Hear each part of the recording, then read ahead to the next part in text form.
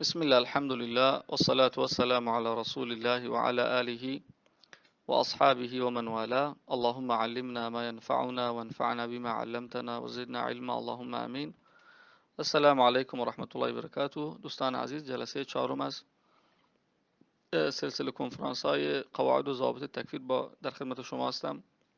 در جلسه قبلی راجع به تکلیف صحبت کردم و اینکه اولا شخص مکلف در شریعت اسلام به چه کسی گفته میشه. ما گفتیم هر شخصی که عاقل و بالغ باشه مکلف محسوب میشه، ولی برای اینکه این انجام دادن تکالیف درست باشه در حقش گفتیم یک سری شروط لازمه. اینکه مثلا بتونه اون کار رو انجام بده نسبت به اون تکلیف، نسبت به اون مسئولیت، اون امر و نهی که شریعت بهش میگه علم داشته باشه و یک سری شروط رو گفتیم. اما الان میرسیم به یک موضوع خیلی مهم، اونم موانع تکلیفه. یک سری حالات هستن، یک سری شرایط و موقعیت ها برای انسان پیش میاد که مکلف بودنش رو ناقص میکنه یا در کل ساقط میکنه. یعنی در اون حالاتی که براش پیش میاد، در اون وضعیت هایی که شخص قرار داره، دیگه در مقابل انجام کارهای، در مقابل انجام دادن کارهاش مورد مؤاخذه قرار نمیگیره. اگر یک کار منکری باشه، مثلا اگر یک واجبی از واجبات شریعت رو ترک بکنه یا مرتکب یک حرام بشه، مادامی که واقعا در اون حالت تکلیف یعنی مکلف بودنش ساقط شده باشه، دیگه مورد مؤاخذه قرار نمیگیره. این حالات بهش میگن موانع تکلیف، یعنی وضعیت های، شرایطی که برای انسان پیش میاد و موجب میشه که اهلیت انسان، مکلف بودن انسان از بین بره و نوعی عذر در حق اون اشخاص و مانع این میشه که ما در موردشون یک سری احکام رو صادر بکنیم یا مورد مؤاخذه و مجازاتشون قرار بدیم. در مسئله تکلیف یک موضوعی است بهش میگن اهلیت. این موانع تکلیف همون موانع اهلیته. اهلیت در ترجمه فارسی میگن شایستگی، صلاحیت. در لغت میگن، در لغت اومده الصلاحیت لصدور الشیء عن الانسان، یعنی اینکه انسان صلاحیت این رو داشته باشه که یک کاری رو انجام بده و مطالبته به یا مطالبته به، و اینکه شخص ازش درخواست بشه یا در مقابل اون کاری که انجام میده بازخواست بشه. اول استحقاق، یا منظور از اهلیت مستحق بودن، یعنی شخص مستحق یک چیزی باشه، مستحق یک جایزه باشه، یک امتیازی، یک حقی. این بهش میگن اهلیت. یعنی پس اهلیت یعنی اینکه انسان شایستگی انجام یک سری کارها رو داشته باشه یا شایستگی پذیرش یک سری حقوق رو داشته باشه. این اهلیت دو نوعه در شریعت اسلام: اهلیت وجوب و اهلیت ادا. اهلیت وجوب و اهلیت ادا. اهلیت وجوب و اهلیت ادا چیه؟ میگه اهلیت الوجوب هي صلاحیت الانسان لان تثبت له حقوق و تجب علیه واجبات. یعنی اینه که انسان شایستگی این رو داشته باشه که یک سری حقوق رو به نفعش اثبات بکنیم و یک سری واجبات رو هم بر اون شخص، یعنی برای اون شخص مقرر بکنیم. یعنی یک سری واجبات رو، یک سری تکالیف رو داشته باشه و یک سری حقوق و امتیازات رو هم بهش بدیم. و اساس ثبوتها وجود الحیات. اساس به وجود آمدن این صلاحیت و ثابت شدن این صلاحیت و شایستگی برای انسان حیات، زنده بودنه و به دنیا اومدنه. یعنی شخصی که به دنیا میاد دیگه این اهلیت وجوب رو داره و هی تبقى معه حتی یفارق الحیات، و این اهلیت با شخص همراه وجود داره تا وقتی که از این دنیا میره. اهلیت وجوب یعنی اینکه شما وقتی که به دنیا میایید، خب اسلام یک سری حقوق رو برای شما قرار داده. مثلا شخصی که به دنیا میاد وقتی که مثلا پدرش فوت میکنه از پدرش ارث میبره، یا مثلا اگر یک وصیتی براش انجام بدن، مثلا پدر بزرگش میگه برای این نوزادم یک وصیتی میکنم، مثلا یک خونه رو بهش میدم، یک باغی رو بهش میدم، یک زمینی رو بهش میدم. آیا این وصیت در حق این نوزاد درسته؟ یا آیا این ارث که از پدرش به جا مونده میتونه به این نوزاد برسه؟ میگیم بله. این نوزاد مادامی که زنده هست و زنده به دنیا اومده و حیات داره، میگیم اهلیت وجوب داره، یعنی صلاحیت و شایستگی این رو داره که ما اون حقوق و امتیازات رو براش قائل بشیم. و همچنین یک سری حقوق هم به نسبت دیگران بر این شخص، بر این نوزاد وجود داره. مثلا اگر این شخص این حالا شرط است که نوزاد باشه، مثلا یک شخص بچه‌ای، یک کودکی، مثلا یک کودک همون یا نوزاد یا کودکی که به سن بلوغ نرسیده، مثلا یک ثروت زیادی رو داره، حالا یا از طریق ارث بهش رسیده یا مثلا براش وصیت کردن یا بهش هدیه دادن، بهش انفاق کردن، یک پول زیادی الان دستشه.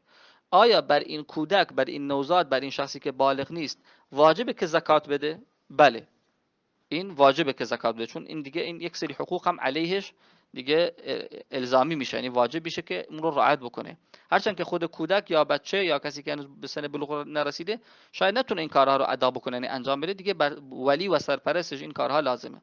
یا مثلا اگر یک بچه‌ای، مثلا یک بچه 8 ساله، بچه 10 ساله بیاد مثلا سر یک بچه دیگر رو بشکنه، یا مثلا شیشه خونه رو از بین ببره، یا به طریق غیر چیز مثلا یک نفری رو بکشه، آیا این بچه، این نوزاد، این خردسال به خاطر این جنایتی که انجام داده مورد مؤاخذه قرار میگیره؟ نه، مورد مؤاخذه قرار نمیگیره. چرا؟ چون اهلیت ادا که اهلیت بعدیه و در موردش صحبت میکنیم رو نداره، یعنی صلاحیت و شایستگی این رو نداره که در مقابل افعال و رفتارش مورد مؤاخذه قرار بگیره، بازخواست بشه. ولی آیا دیه شخص رو باید بده؟ بله، چون دیگه این حق مردمه. این که خردساله، این که بچه است، این که هنوز به سن بلوغ نرسیده، درسته مورد مؤاخذه قرار نمیگیره به خاطر جرم و جنایتش، چون هنوز بچه است. ولی دیه مردم، دیه اون حق، اون نفس رو باید بده که به ناحق ریخته، یا اون شیشه رو که شکسته باید پولش رو بده، خسارتش رو بده. حالا یا از ثروت خودش میده اگر اون بچه ثروت داشته باشه، یا اینکه از چیز میده، از مثلا ولی و سرپرست دیگه باید اون خسارت رو بپردازه. در کل اهلیت وجوب یعنی اینکه شما یک سری حقوق رو دارید، حتی هرچند که بچه هم باشی، ولی دیگه در مقابل کارها و رفتارت مورد مؤاخذه قرار نمیگیره. یعنی مثلا اگر شما جرم و جنایتی انجام بدید مورد مؤاخذه قرار نمیگیره، هرچند که اگر شخصی به سن 7 سال به بالا برسه یک سری واجبات رو انجام میده. مثلا ما حدیث داریم که میگه پیامبر علیه السلام فرمود اولادتون رو در سن 7 سالگی به نماز امر بکنید و در سن 10 سالگی مثلا اونا رو به تنبیه بکنید، بزنید اگر نماز نخوندن. ولی این نماز برای این شخص واجب نیست، فقط من باب تمرین و تربیت کردن داره پیامبر علیه السلام این رو میگه. ولی در کل اگر شخصی که هنوز اهلیت ادا رو نداره، فقط اهلیت وجوب رو داره، یک جرم و جنایتی انجام بده، کار ناشرعی رو انجام بده، مورد مؤاخذه قرار نمیگیره، مؤاخذه شرعی. شاید تنبیه بشه، شاید مثلا ادب بشه اگر مثلا 7 سال به بالا باشه، ولی مورد مؤاخذه شرعی قرار نمیگیره. مثلا قصاص نمیشه، کشته نمیشه، زندانی نمیشه مثلا، مگر در حالت نادری که قاضی تشخیص بده. به خاطر اینکه این شخص اهلیت ادا یا نداره، یا اهلیت اداش ناقصه. کسی که زیر 7 سال باشه که اصلا اهلیت ادا نداره، یعنی مثلا در مقابل افعال و رفتارش مورد مؤاخذه قرار نمیگیره، اصلا نباید اون رو مؤاخذه کرد زیر 7 سال. اگر بالای 7 سال هم باشه، یک جرمی انجام بده، یک کاری رو انجام بده، سری نفری رو بشکونه، نمیدونم یک خونه رو از بین ببره، یک وسیله رو نابود بکنه، یک کفری رو بر زبان بیاره، یک نفری رو بکشه، اینا جرایم دیگه، جرمه. کسی که 7 سال به بالا باشه، مادامی که به سن بلوغ نرسیده، چون اهلیت ادایش هنوز کامل نشده، هنوز اون شخصیتش کامل نشده و اون شروط تکلیف درش وجود نداره، در مقابل این کارها مورد مؤاخذه قرار نمیگیره. هرچند ممکنه تنبیه بشه، ادب بشه، ولی مؤاخذه شرعی نمیشه. این خیلی مهمه. این اهلیت وجوب. حالا یک سری تفاصیل و توضیحات رو داره که این دیگه در کتاب اصول باید اون رو بخونید که من این رو توضیح نمیدم دیگه. فقط همین رو بدونید که اهلیت وجوب وقتی که شخص به دنیا میاد تا وقتی که میبینین اهلیت وجوب وجود داره برای شخص. یعنی شخص میتونه هر حقی رو که مستحقش باشه رو دریافت بکنه و حقوق مردم رو هم بده، مگر حقوقی که واقعا نتونه اون رو ادا بکنه، چون یعنی هنوز شرایط و بسترش رو نداره، هنوز اهلیت ادا رو نداره. این اهلیت وجوب دیگه وجود داره تا وقتی که شخص میبینه. اهلیت بعدی اهلیت اداء. اهلیت اداء چیه؟ فهي صلاحية الإنسان المكلف يعني البالغ العاقل لصدور الأفعال والأقوال منه على وجه يعتد به شرعا. یعنی شایستگی انسان مکلف یعنی که یعنی بالغ عاقل. این انسان مکلف شایستگی این رو داره که دیگه افعال و اقوالش، یعنی تصرفاتش، کارهاش، یعنی وقتی که صادر میشه از اون یعتد به شرعا، از لحاظ شرعی دیگه معتبره.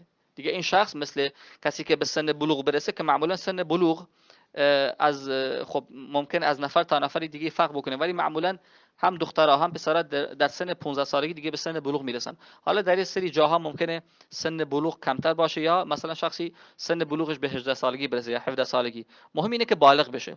تا قبل از بلوغ شخص در مقابل افعال و رفتارش از لحاظ شرعی مورد مؤاخذه قرار نمیگیره، مگر اینکه به قصد تنبیه و گفتم تأدیب و اینا باشه، به قصد تربیت باشه. و الا اگر شخصی مثلا یک نوجوانی یا یک کودکی یک شخص رو بکشه، یک شخص رو به قتل برسونه، قصاص نمیشه، چون اهلیت ادا نداره، چون به حدی نرسیده که در مقابل تصرفاتش مورد مؤاخذه شرعی قرار بگیره. ممکنه این شخصی، این نوجوانی، این کودکی که نفری رو کشته تنبیه بشه، اگر 7 سال به بالا باشه، مثلا 10 سالش 12 سالش باشه و هنوز بالغ نشده، ممکنه تنبیه بشه، ممکنه ادبش بکنن، ممکنه برخورد باهاش بکنن، ولی قصاص نمیشه از لحاظ شرعی، چون مکلف نیست، هنوز اون هنوز به اون اهلیت اداء کامل رو نداره. شاید اهلیت اداء ناقص رو داشته باشه. چرا ناقص؟ چون وقتی که کودکی سن 7 سالگیشه، بهش امر میشه که مثلا نماز بخونه، یک سری آداب و رفتارها رو رعایت بکنه، یک سری کارها رو نکنه، دروغ نگه اینا. اگر انجام داد مورد ممکنه چیز بشه، مثلا تنبیه بشه، ادب بشه، مورد ضرب قرار بگیره، محروم بشه، زندانی بشه در حد خودش برای تنبیه، ولی مورد مؤاخذه شرعی قرار نمیگیره، چون اهلیت ادایش کامل نیست. باید به سن بلوغ برسه، یعنی بالغ و عاقل، بالغ بشه. و وقتی به سن بلوغ هم رسید عاقلم باشه، یعنی شخصی از مثلا بالغ شده ولی عاقل نیست، مجنونه، دیوانه است، اینم دیگه خب عذره. و اساس ثبوتها شرعا التمییز او البلوغ عاقلا. اساس ثابت شدن اهلیت ادا یا سن تمیز یا بلوغه. چرا گفته تمیز یا بلوغ؟ تمیز یعنی سن 7 سالگی. کسی که به سن، یعنی قبل از 7 سالگی باشه، یک کودکی اصلا اهلیت ادا نداره، یعنی هیچ کاریش، هیچ فعل و قولی که انجام میده مورد مؤاخذه شرعی قرار نمیگیره، حتی نباید مورد مؤاخذه هم قرار بگیره، چون این شخص هنوز 7 سالش نشده، یعنی قدرت تمیز نداره. تمیز یعنی که شما بین خوب و بد رو تشخیص بدید. حالا برخی گفتن سن تمیز دیگه 7 سالگیه، برخی گفتن تمیز یعنی اینکه یک کودکی بتونه عورت مرد رو از عورت زن تشخیص بده، این بهش میگن تمیز. در کل علما سن 7 سالگی رو براش مشخص کردن. کسی که به سن 7 سالگی برسه، یعنی یک کودکی، اهلیت اداء ناقص رو داره. یعنی چی ناقص؟ یعنی یک سری کارها امر میشه، مثل نماز و روزه و انجام دادن یک سری آداب شرعی و دروغ نگفتن و این یک سری کارها. اهلیت اداء ناقصه، یعنی کامل نیست. چه وقتی به اهلیت اداء کامل میرسه؟ وقتی که بلوغ باشه، به سن بلوغ برسه. البته با حالتی که عاقل باشه، یعنی شخصی که به سن بلوغ میرسه عاقل باشه، چون اگر شخصی عاقل نباشه دیگه مجنونه. مجنون مثل شخص غیر ممیز حساب میشه. و هي ترادف المسئولیه.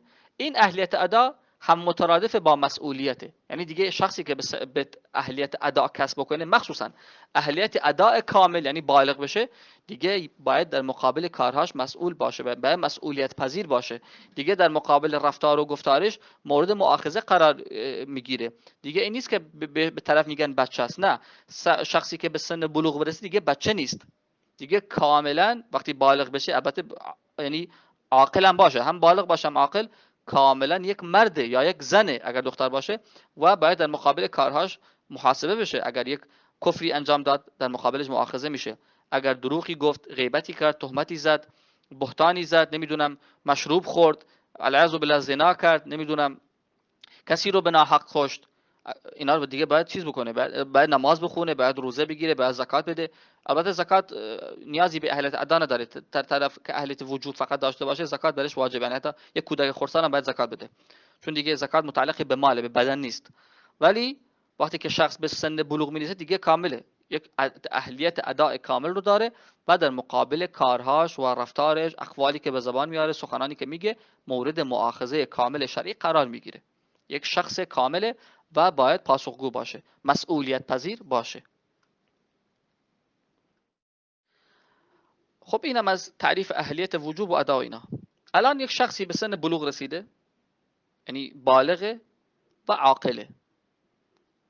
این شخص دیگه باید یک سری واجبات رو که شریعت بهش گفته امر کرده انجام بده، نماز بخونه، روزه بگیره، زکات بده، حج بکنه، اگر جهاد بر سرش فرض جهاد انجام بده، امر معروف نهی از منکر، صله رحم، بر والدین و اینکه حقوق مردم رو بده در کل، از لحاظ رفتاری و اخلاقی و اقوالی و اینا.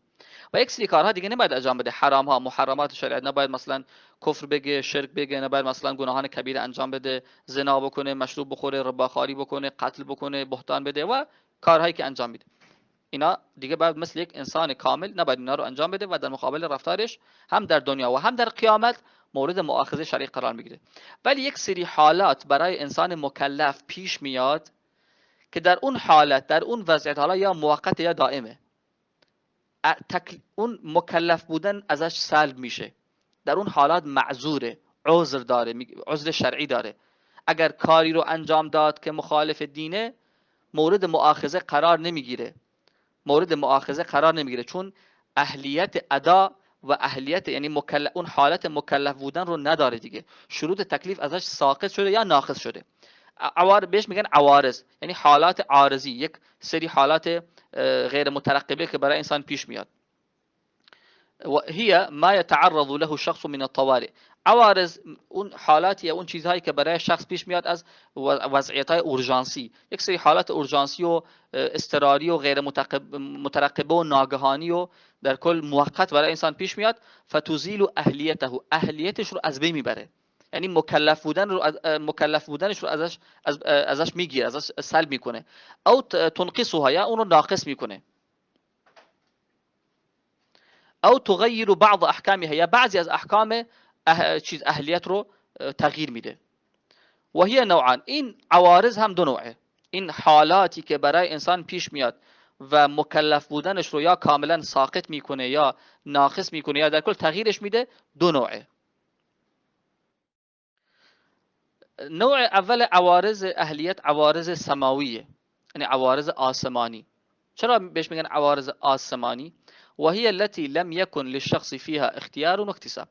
چون شخص در به وجود آمدن این حالات ناگهانی هیچ اختیار و اکتسابی نداره، یعنی این خودش کسبش نکرده، به دست خودش نیست و اختیاری هم از خودش نداره.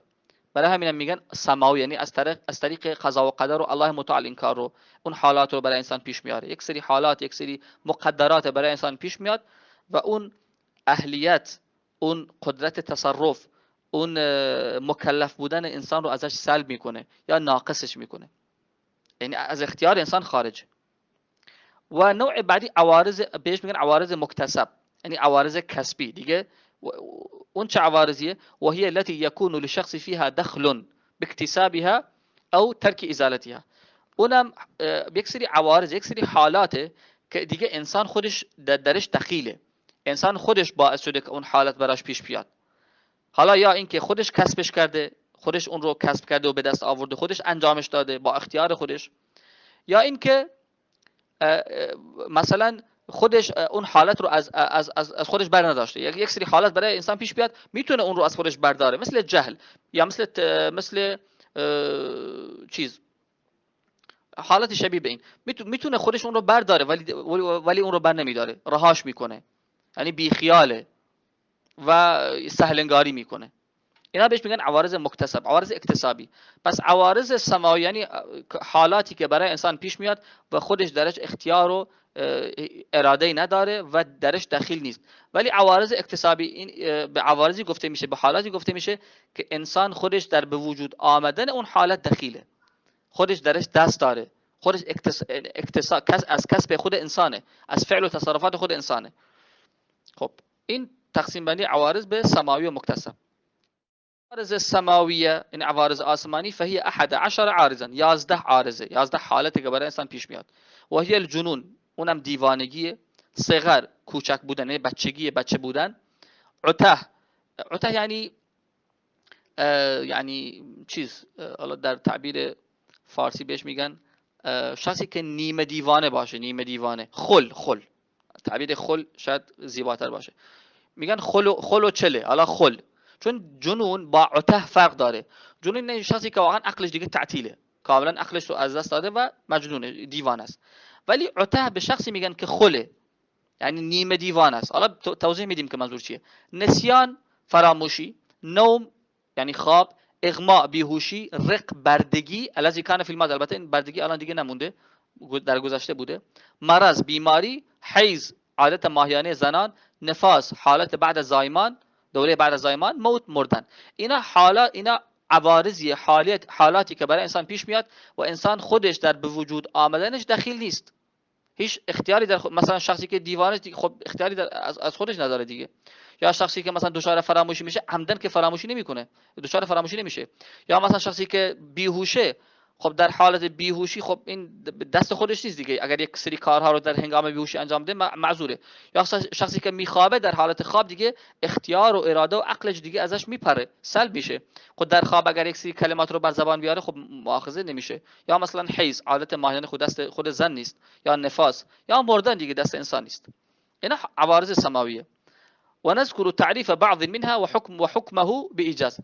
بعضیاشون در تعریف بعضیاشون رو انجام میدیم و همچنین حکمشون رو میگیم. حالا یک سریشون شاید خیلی نیاز نباشه اونا رو بدونیم، مثل حیض و نفاس و مردن و بردگی و مثلا اینا دیگه نیازی نیست، چون در مورد موضوع ایمان و کفر و تکفیر زیاد شاید به کارمون نیاد.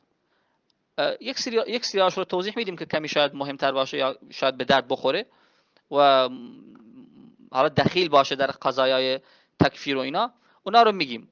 ولی اغلب این عوارض سماوی زیاد به کار ما نمیاد در مسئله اسماء و احکام ولا مسئله تکفیر و صدور حکم بر اشخاص، چون این حالات معمولا ربطی نداره به قضیه ایمان و کفر. ولی یک سریش رو شاید حالا مرتبط باشه، اونا رو توضیح میدم که اینجا چند تعدادش رو ذکر کردم. حالت عوارض سماوی اون جنونه، هو اختلال العقل بحيث يمنع جريان الافعال والاقوال على نهج الى نادرا. اختلال عقل یعنی عقل مختل بشه به شکلی که دیگه اون اختلال عقل مانع این میشه که انسان افعال و اقوالش معقولانه باشه، مگر در حالت خیلی نادر، و نادر در اینجا استثناء هم در اینجا ارزشی نداره. شخص دیوانه در اغلب یا در همه حالات یا در بیشتر حالات، در اغلب حالاتش به خاطر اون اختلال عقلی که براش پیش اومده اقوال و افعالش معقولانه نیست، یعنی بر نهج و شیوه و مسیر عقل نیست. و هو مسقط لجميع العبادات. این جنون کامل ساقط کننده تمام عبادات، چون اصلا شخص دیگه مکلف نیست. و یبطل جمیع التصرفات، و همه تصرفات شخص رو ابطال میکنه. یعنی شخص دیوانه به خاطر کارهاش، به خاطر رفتاری که انجام میده، به خاطر جرمی که انجام میده، به خاطر نمازی که نمیخونه، عبادتی که انجام نمیده، اصلا مورد مؤاخذه قرار نمیگیره. لكن يؤاخذ المجنون بضمان الافعال دون الاقوال.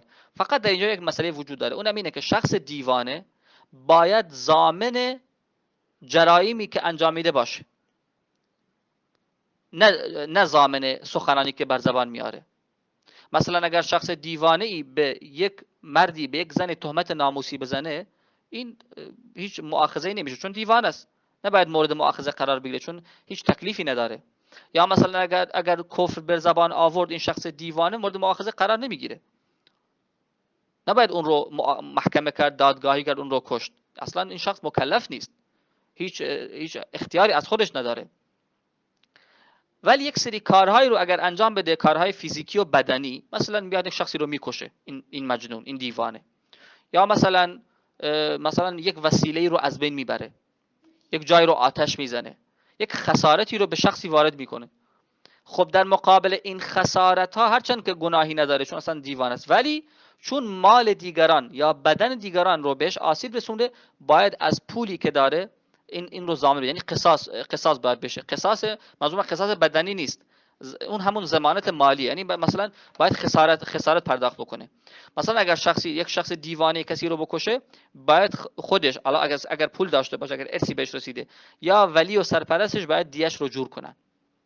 چون درسته که اینجا گناهی نداره، درسته که اینجا قصاص نمیشه، ولی در نقطه مقابل یک نفس معصوم رو کشته، یا به یک نفس معصومی آسیب رسونه، مثلا سر نفری رو شکنده یا دندان نفری رو شکنده، خب باید خسارتش رو بده، باید دیش رو بده. دیش رو میده چون ضامنه. یا مثلا اگر مثلا یک وسیله رو از بین ببره، مثلا شیشه خونه رو بشکنه، یا در کل یک خسارتی به شخصی بده، باید اون خسارت اون وسیله رو بده. دیوانه است، بله، گناهکار نیست، مورد مؤاخذه قرار نمیگیره، زندانی نمیشه، مثلا شلاق نمیخوره اینا، ولی باید اون خسارتی که به بار آورده، حالا از پول خودش یا از ولی و سرپرست یا بیت المال، در کل این خسارت رو پرداخت بکنه. و یحکم باسلامه تبعا لاحد ابویه، و به مسلمان بودنش حکم میشه، به مسلمان بودن شخص مجنون به خاطر تبعیت از یکی از والدینش. حالا اگر هر دو تای والدینش مسلمان بودن، خب خودش هم مسلمانه. اگر یکی از والدینش مسلمان بودن، خب اونم دوباره هم مسلمان محسوب میشه. ولا يحكم بردته تبعا لابويه، ولی به خاطر تبعیت از والدین حکم به ارتدادش صادر نمیشه. حکم به ارتدادش صادر نمیشه. پس تبعیت از والدین در احکام اسلام براش معتبره، ولی در احکام ارتداد معتبر نیست. اصلا این شخص اقوال و افعالش مورد اعتبار نیست تا بگی مرتده. اصلا این شخص مکلف نیست، اصلا قلم تکلیف از این شخص برداشته شده. یکی دیگه از کارهایی که، یکی از حالاتی که برای انسان ممکنه پیش بیاد و اهلیت اداء رو ناقص یا ساقط بکنه، عته یا همون خل بودن. آفتون توجب خللا فی العقل، یک آفتیه که برای انسان پیش میاد، حالا یا مادرزادی یا بعداً براش پیش میاد، عارضیه، و موجب اختلال در عقل میشه. فیصیر صاحبه مختلط الکلامی، یعنی اون شخصی که این حالت رو داره، اون عته و خلی رو داره، کلامش قاطی میشه، مختلط الکلام، یعنی سخن گفتنش و چیز، یعنی بر روال عقلی زیاد نیست. فیشبه مرة کلام العقلاء، مثلا برخی اوقات سخنانش عاقلانه است و مرة کلام المجانین، برخی اوقات هم شبیه حرفای افراد دیوونه است. یعنی نه کاملا دیوونه است نه کاملا عاقله، یعنی نیمه دیوان است و نیمه عاقله، همون خل دیگه، فرد خلیه. یعنی مثلا برخی اوقات حرف خوب میزنه، برخی اوقات حرف غیر عاقلانه میزنه، و این رو میشه از رفتارش تشخیص داد. یعنی اشخاصی رو شاید دیده باشین، افرادی هستن که کاملا دیوانه نیستن، ولی به تعبیر کوچه بازار میگن چند تختشون کمه، یعنی ناقصن، کم دارن، کمبود دارن، از لحاظ عقلی، از لحاظ حرف گفتن، از لحاظ رفتاری کامل نیستن، دیوانه کاملا نیستن. این بهش میگن معتوه. حکم معتوه چیه؟ حکم الصبی الممیز. معتوه حکم یک صبی ممیز رو داره، یعنی حکم یک کودک 7 سال به بالا رو داره، حکم بالغ رو نداره این شخص معتوه و خل و چل و ناقص، بلکه حکمش حکم یک کودک 7 سال به بالاست، تا اینکه قبل سن بلوغ، یعنی 7 سال تا قبل سن بلوغ. خب یک کودک 7 ساله آیا در مقابل کفری که انجام میده مورد مؤاخذه قرار میگیره؟ نه. آیا به خاطر جرمی که انجام داده، جرایمی که انجام میده، شخصی رو کشته، نمیدونم مشروب خورده یا کارهای از این قبیل، مورد مؤاخذه قرار میگیره؟ نه. ولی خب ضامن چیزه، ضامن تصرفات فعلیشه، یعنی اگر مثلا یک شخصی رو بکشه، درست قصاص نمیشه ولی باید دیش رو بده، مثل همون مجنون یا مثل صبی ممیز. یا اگر مثلا یک خسارتی رو به شخصی وارد بکنه، باید خسارت کردش رو بده و اون جریمهش رو پرداخت بکنه، هرچند که مورد مؤاخذه بدنی و فیزیکی قرار نمیگیره، مثلا زندانی نمیشه، شلاق نمیخوره، قصاص نمیشه اینا، ولی در مقابل جرائم مادی و مالی مورد مؤاخذه قرار میگیره و باید اون خسارت رو پرداخت کنه، حالا یا از پول خودش اگر ارثی چیزی داره، یا از پول والدینش، یا از بیت المال. حالت بعدی نسیان، یعنی همون فراموشی خودمون. هو عدم استحضار الشیء فی وقت الحاجه الیه، یعنی یک چیزی در ذهنت نمونه یا یک چیزی در وقتی که بهش نیازمندی از ذهنت بپره، یعنی حاضر نبودن تصور یک چیز در ذهن وقتی که بهش نیاز داری. حکم فراموشی چیه؟ انه یعد عذرا فی حقوق الله تعالی، فراموشی در حقوق الله متعال عذر محسوب میشه. حقوق الله یعنی چی؟ یعنی اگر شخصی از روی فراموشی مثلا نمازش رو نخونه، این گناهکار نمیشه، هر وقتی که یادش اومد میخونه، ولی اگر وقتش هم بره گناهکار نمیشه. یا اگر با فراموشی، از روی فراموشی یک لفظی رو به زبان آورد که این لفظ کفر باشه یا ناشرعی باشه یا در کل یک لفظ حرام باشه، مادامی که واقعا اون لحظه فراموش کرده باشه که این معنا چیه یا در کل یادش رفته باشه، مورد مؤاخذه قرار نمیگیره. در کل فراموشی در حقوق الله متعال عذره، لكن لا يجعل النسيان عذرا في حقوق الناس، ولی این فراموشی در حقوق مردم عذر نیست، در حقوق مردم، حق الناس عذر نیست. فلو اتلف مال غیره وجب عليه ضمانه، اگر مال دیگری رو تلف کرد واجبه که ضامنش بشه، اگر مال و ثروت دیگری رو از بین برد واجبه که ضامنش بشه. یا اگر از روی فراموشی به شخصی آسیب رسوند، حالا آسیب کامل یعنی کشتش یا مثلا آسیب بدنی رسوند، جایش رو زخمی کرد، باید دیش رو بده، چون دیگه ضامنه. چون درسته فراموشی عذر در این که شخص گناهکار نشه، ولی به این معنی نیست که حق الناس رو هم ضایع بکنه. اصلا حق الناس کلا ساقط نمیشه، هیچ عذر و بهانه حق الناس رو ساقط نمیکنه، حتی دیوانگی. یعنی اگر شخص دیوانه به حق الناس لطمه بزنه، باید اون خسارتش رو بده، چه خسارت مالی باشه چه خسارت بدنی، فرقی نمیکنه. وقتی که شما به بدن به مال شخصی آسیب رسوندید، باید خسارتش رو بدید، چون دیگه اون در اینجا یک چیزی از بین رفته، این خسارت باید پرداخت بشه، حالا یا از پول خود شخص دیوانه و اشخاص معذور، شخص فراموشکار یا بقیه حالات، یا از پول والدینش، یا در کل بیت المال باید این خسارت رو پرداخت بکنه. وذهب طائفة من الفقهاء وهو قول للحنابلة إلى عدم الاعتداد بأي تصرف قولي له. ولی برخی از فقها، گروهی از فقها که یکی قول برخی از حنابله هست، یکی از اقوال حنبلی ها هست، میگن که تصرفات قولیش اعتباری نداره. ولی جمهور فقها گفتن نه، اگر در حالت مستی هم یک سری اقوال رو بر زبان بیاره مورد مؤاخذه قرار میگیره. مثلا میگن اگر در حالت مستی زنش رو طلاق بده، طلاقش میفته. اگر در حالت مستی کفر بگه، مورد مؤاخذه قرار میگیره. اگر در حالت مستی مثلا مثلا به کسی تهمت بزنه، تهمت ناموسی، قذف که میگن، این باید حد قذف رو برش اجرا کرد. این رو بیشتر علما فقها رو گفتن. ولی گروه دیگه از فقها گفتن نه، در حالتی که مسته، اقوال و سخنانی که ازش خارج میشه اعتباری نداره. فلا یصح منه بیع ولا نکاح ولا طلاق ولا اقرار ولا شيء. بیع و معاملاتش درست نیست، نکاح و ازدواجش درست نیست، طلاقش درست نیست، اقرارش به یک حقی درست نیست. مثلا بگم من 10 میلیون فلان شخص مثلا بر عهده منه، یا من بدهکارم به فلان شخص، یا مثلا اقرار بکنه بگه فلان کار رو انجام دادن یا فلان معامله رو انجام دادن، اعتراف بکنه به یک سری کارها. در حالت مستی اعترافاتش قبول نیست، طلاقش قبول نیست، نکاحش قبول نیست، هیچ چیزیش از تصرفات قولیش درست نیست، یعنی سخنانش مورد اعتبار نیست. نظرا به چه خاطر؟ نظرا لفقده شرط تکلیف، به خاطر اینکه شرط تکلیفش رو از دست داده. شرط تکلیف چیه؟ یکی از شروط تکلیف عقل بود و انتفاع الاختیار، و همچنین اختیار داشته باشه. خب شخص در حالت مستی نه عقلش سر جاشه، اصلا عقلی نداره در اون حالت و اختیاری از خودش نداره، برای همینم تصرفات قولیش مورد مؤاخذه قرار نمیگیره. یعنی اگر در اون حالت کسی رو نکاح بکنه یا زنش رو طلاق بده یا یک معامله رو انجام بده، یک اعترافی بکنه به کاری، یا کفری بر زبان بیاره یا گناهی رو بگه، از لحاظ قولی مورد مؤاخذه قرار نمیگیره. اما تصرفات فعلیش، یعنی کارهایی که انجام میده، جرایمی که انجام میده.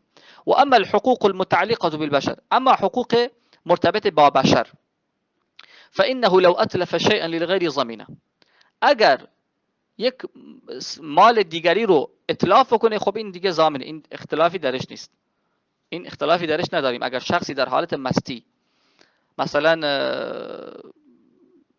به یک شخصی آسیب جسدی برسونه، به این معنا مثلا سرش رو بشکنه، البته نرسه به حد قتل نرسه، یا مثلا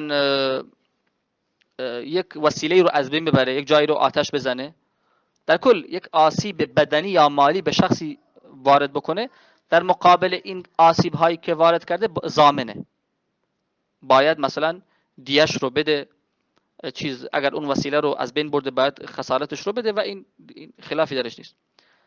ولكن لو قتل فهل يقتل، اما اگر در حالت مسیح شخصی رو بکشه، آیا مورد مؤاخذه قرار میگیره به این معنی که قصاص بشه؟ الجمهور قالوا نعم، جمهور علما گفتن بله قصاص میشه. و ذهب طائفه الى عدم قتله منهم الظاهریه، برخی گفتن کشته نمیشه، من جمله علمای ظاهری، لانتفاء وصف العمد، چون در این حالت مستی متعمدانه حالت تعمدی از بین میره، یعنی شخص واقعا دیگه عمدی این شخص رو نمیکشه، عقلش از بین رفته. و انما یجب القصاص فی العمد، قصاص نفس هم در عمد درسته، یعنی شخصی باید با اراده و اختیار خودش عامدانه شخصی رو بکشه، ولی این شخص مست که عمدی در کارش نیست، دیگه مست، عقلش از بین میره، مثل حالت مجنون میشه، و این قول قویه و این قول درسته.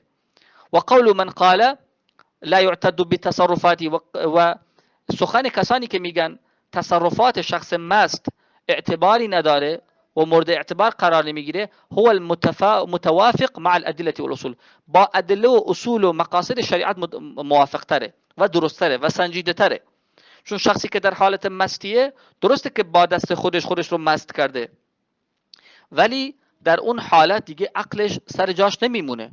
و خب ما در شریعت داریم اگر شخصی مست شد، خب حد مستی رو داریم، شلاق میخوره، حد مستی رو داریم. یا اگر مثلا خسارت مادی و بدنی به شخصی وارد کنه، خب دیه باید پرداخت بکنه. ولی دیگه اگر ما بیایم اضافه بر حد شراب خوردن، اون شلاق زدن، اضافه بر اون بیایم به خاطر مثلا قتلی هم که انجام داده قصاصش بکنیم، یا به خاطر اینکه سر کسی رو شکونده مثلا سرش رو هم بشکنیم، یا به خاطر اینکه مثلا به کسی تهمت ناموسی داده بیایم حد قذف رو برش اجرا بکنیم، خب این دیگه میشه اضافات. شریعت اگر مصلحت شریعت قطعا شارع این رو میدونسته که شخص مست در حالت مستی ممکنه یک سری حرفها رو بر زبان بیاره، ممکنه یک سری کارها رو انجام بده، ولی احکامی رو در این زمینه بیان نکرده که اگر شخص مستی یک کار خلافی انجام در حالت مستی مورد مؤاخذه قرار میگیره، مؤاخذه مثلا قصاصی و اینا، یا به خاطر اقوالش مورد مؤاخذه قرار میگیره. فقط گفته شلاق میخوره به خاطر مستیش. پس این نشون میده که اجرای عقوبتی بیشتر از این خب خارج از ادله و مقاصد شرعی، بلکه ادله و مقاصد شرعی داره اینو میگن که شخصی در حالت مستی عقلش سر جاش نیست. خب شما چرا به خاطر کسی که هنوز عقلش سر جاش نیست مثلا بگیم مثلا طلاق دادن نظرش معتبره، کفری که بر زبان میاره معتبره، خودش عقل نداره، اختیاری از خودش نداره. برای همین این قول درسته که شخص مست در حالت مستی اقوالش اعتباری نداره، کارهای بدنی و فیزیکی و فعلی که انجام میده اگر به جای خسارتی بزنه یا به شخصی آسیب برسونه، خب باید دیش رو بده. حتی اگر شخصی را بکشه باید دیش رو بده، ولی در مقابلش قصاص نمیشه. در مقابل تصرفات قولی هم مورد مؤاخذه قرار نمیگیره، چون در اون حالت عقل و اختیار ازش سلب شده که این شروط تکلیفه، این در اون حالت دیگه مکلف نیست. وذهب طائفة من الفقهاء وهو قول للحنابلة إلى عدم الاعتداد بأي تصرف قولي له. ولی برخی از فقها، گروهی از فقها که یکی قول برخی از حنابله هست، یکی از اقوال حنبلی ها هست، میگن که تصرفات قولیش اعتباری نداره. ولی جمهور فقها گفتن نه، اگر در حالت مستی هم یک سری اقوال رو بر زبان بیاره مورد مؤاخذه قرار میگیره. مثلا میگن اگر در حالت مستی زنش رو طلاق بده، طلاقش میفته. اگر در حالت مستی کفر بگه، مورد مؤاخذه قرار میگیره. اگر در حالت مستی مثلا مثلا به کسی تهمت بزنه، تهمت ناموسی، قذف که میگن، این باید حد قذف رو برش اجرا کرد. این رو بیشتر علما فقها رو گفتن. ولی گروه دیگه از فقها گفتن نه، در حالتی که مسته اقوال و سخنانی که ازش خارج میشه اعتباری نداره. فلا يصح منه بیع ولا نکاح ولا طلاق ولا اقرار ولا شيء. بیع و معاملاتش درست نیست، نکاح و ازدواجش درست نیست، طلاقش درست نیست، اقرارش به یک حقی درست نیست. مثلا بگم من 10 میلیون فلان شخص مثلا بر عهده منه، یا من من بدهکارم به فلان شخص، یا مثلا اقرار بکنه بگه فلان کار رو انجام دادن یا فلان معامله رو انجام دادن، اعتراف بکنه به یک سری کارها. در حالت مستی اعترافاتش قبول نیست، طلاقش قبول نیست، نکاحش قبول نیست، هیچ چیزیش از تصرفات قولیش درست نیست، یعنی سخنانش مورد اعتبار نیست. نظرا به چه خاطر؟ نظرا لفقده شرط تکلیف، به خاطر اینکه شرط تکلیفش رو از دست داده. شرط تکلیف چیه؟ یکی از شروط تکلیف عقل بود و انتفاع الاختیار، و همچنین اختیار داشته باشه. خب شخص در حالت مستی نه عقلش سر جاش، اصلا عقلی نداره در اون حالت و اختیاری از خودش نداره. برای همینم تصرفات قولیش مورد مؤاخذه قرار نمیگیره. یعنی اگر در اون حالت کسی رو نکاح بکنه یا زنش رو طلاق بده یا یک معامله رو انجام بده، یک اعترافی بکنه به کاری، اعتراف یا کفری بر زبان بیاره یا گناهی رو بگه، از لحاظ قولی مورد مؤاخذه قرار نمیگیره. اما تصرفات فعلیش، یعنی کارهایی که انجام میده، جرایمی که انجام میده.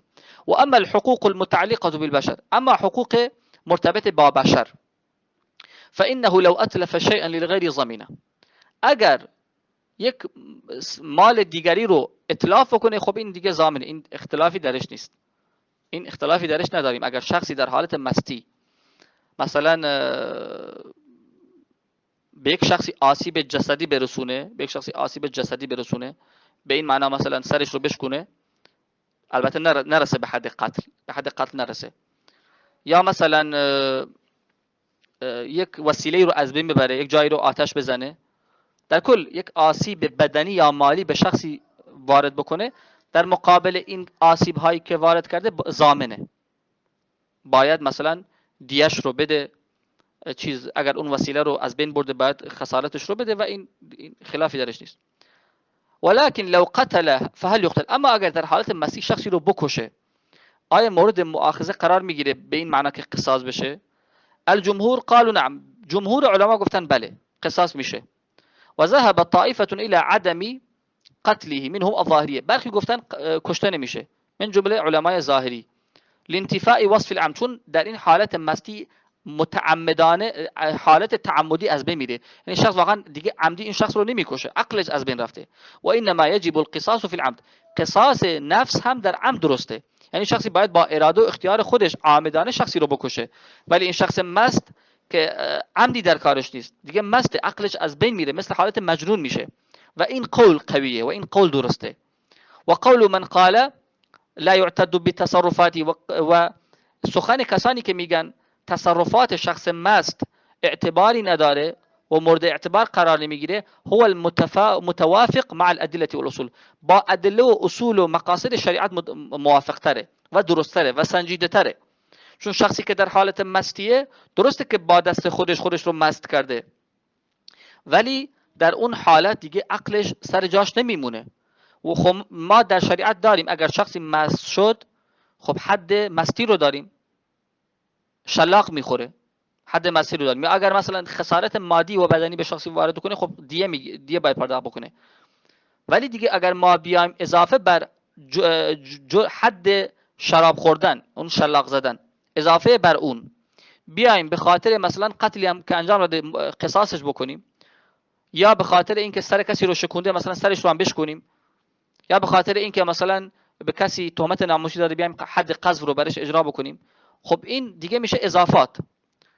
شریعت اگر مصلحت شریعت قطعا شارع این رو میدونسته که شخص مست در حالت مستی ممکنه یک سری حرفها رو بر زبان بیاره، ممکنه یک سری کارها رو انجام بده، ولی احکامی رو در این زمینه بیان نکرده که اگر شخص مستی یک کار خلافی انجام در حالت مستی مورد مؤاخذه قرار میگیره، مؤاخذه مثلا قصاصی و اینا، یا به خاطر اقوالش مورد مؤاخذه قرار میگیره، فقط گفته شلاق میخوره به خاطر مستیش. پس این نشون میده که اجرای عقوبتی بیشتر از این خب خارج از ادله و مقاصد شرعی، بلکه ادله و مقاصد شرعی دارن اینو میگن که شخصی در حالت مستی عقلش سر جاش نیست. خب شما چرا به خاطر کسی که هنوز عقلش سر جاش نیست مثلا بگیم مثلا طلاق دادن نظرش معتبره، کفری که بر زبان میاره معتبره، خودش عقل نداره، اختیاری از خودش نداره. برای همین این قول درسته که شخص مست در حالت مستی اقوالش اعتباری نداره، کارهای بدنی و فیزیکی و فعلی که انجام میده اگر به جای خسارتی بزنه یا به شخصی آسیب برسونه، خب باید دیش رو بده، حتی اگر شخصی را بکشه باید دیش رو بده، ولی در مقابلش قصاص نمیشه، در مقابل تصرفات قولی هم مورد مؤاخذه قرار نمیگیره، چون در اون حالت عقل و اختیار ازش سلب شده که این شروط تکلیفه، این در اون حالت دیگه مکلف نیست. ان شاء الله تا اینجا کافیه، تا چند موردی از مورد اول رو از عوارض مکتسب رو توضیح دادیم. ان شاء الله در جلسات بعدی هم بقیه موارد رو دونه بدون ان شاء الله مورد بررسی قرار میدیم. فقط این مطالب رو خوب بخونید، دقت بکنید، شاید براتون کمی یعنی در برخی جاها مبهم باشه، دوباره از اول بخونید، چون مسائل خیلی مهمی هستن، در خیلی از قضایا حتی قضایا غیر تکفیر هم میتونن بهتون کمک بکنن و دیگه مسائل شرعی و اصولی، اینا مسائل علمیه. شخصی که در مورد مسائل تکفیر و صدور حکم بر اشخاص و اینا صحبت میکنه یا میخواد در مورد شخصی قضاوتی بکنه، باید این مسائل رو بدونه. برای همینم که میگن که مسائل تکفیر نیاز به علم، نیاز به توانایی و قدرت و اهلیت، به خاطر همین موضوعاته، چون این مسائل رو باید شما بدونید و مورد بررسی قرار بدید. و صلی الله وسلم علی نبینا محمد و علی آله و صحبه اجمعین و بارک الله فیکم.